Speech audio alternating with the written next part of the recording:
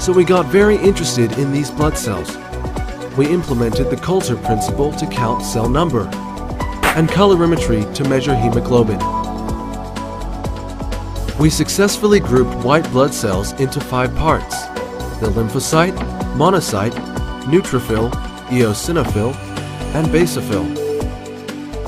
Let me show you how MindRay achieves this task. Let's take this blood out of its tube. First, we add lyse to break down all the red blood cells, so that we only have white blood cells left.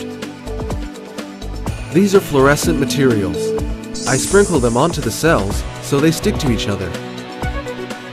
Now I use a high-energy laser beam to strike through the cells. The laser beam scatters the cells at different angles and gives us different information. The laser and fluorescence encounter, and all the cells are under examination. Then we put them into a magic cube according to their size, complexity, and fluorescent intensity. Yes, they are positioned accurately according to the space where their kind belongs. You can see them from the front, side, up, and down.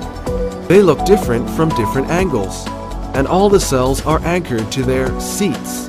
Let's see, we have lymphocytes, monocytes, neutrophils, eosinophils, and basophils. Oh, what are these? This is an immature cell. This is an atypical lymphocyte. This is a nucleated red blood cell. Let's further examine nucleated red blood cells. This time, we sprinkle stronger lyse on all the cells. Again, red blood cells fell, but we can see obviously these 2 or 3 nucleated red blood cells have their nuclei left here with fallen broken membranes. Then, with fluorescent dye and the laser beam, what do we see? This group of cells is not white blood cells, neither mature red blood cells, but instead nucleated red blood cells.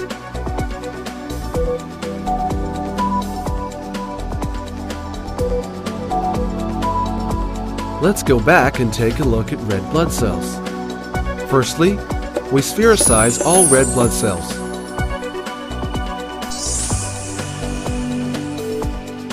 What did we get? This is a reticulocyte, and this, red blood cell.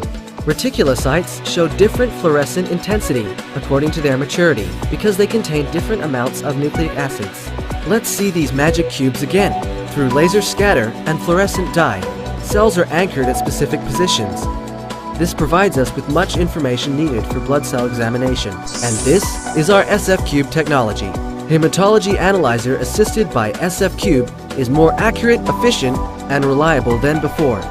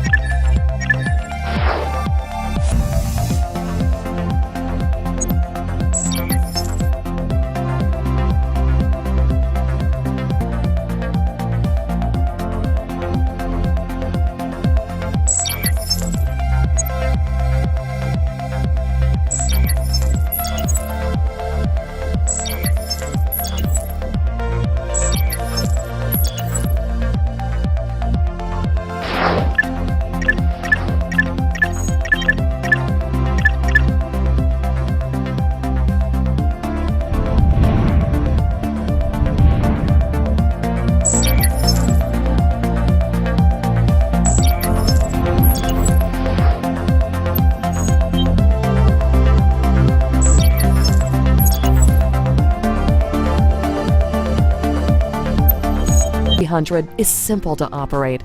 To begin, turn on the analyzer. The XP300 will automatically go through its startup sequence. To run a patient sample, check to make sure the analyzer is in the ready state. Enter the sample ID using the barcode scanner or touchscreen. Mix the sample by inverting it 10 times. Remove the cap and hold the sample up to the aspiration probe. Press and release the start button behind the aspiration probe. The XP300 will aspirate 50 microliters of sample.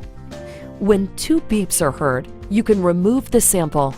Results will be displayed in about 60 seconds and can be printed on the internal thermal printer, the graphic printer, or output directly to your LIS.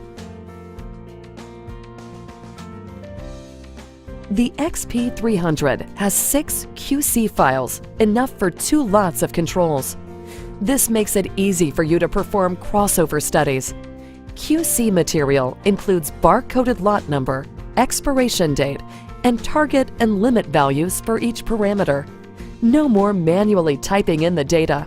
And since QC material is good for 100 days, you'll have fewer lot number changes. Maintaining the XP300 is easy and requires only minimal hands-on time. For daily maintenance, simply hold a solution of 5% filtered bleach to the aspiration probe and press Shut Down on the touchscreen. The XP300 will aspirate the bleach solution and go through its cleaning and shutdown procedure automatically. This simple walk-away process allows